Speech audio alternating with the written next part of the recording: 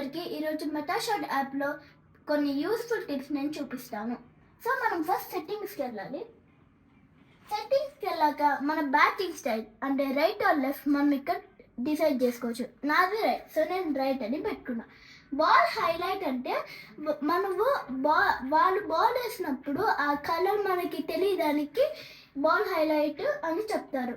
So నేను ఆన్లో పెట్టాను.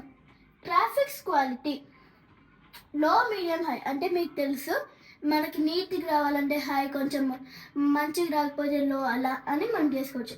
కామెంటరీ మన ఇష్టం, ఆఫ్లో పెట్టుకోవచ్చు, ఆన్లైన్లో పెట్టుకోవచ్చు.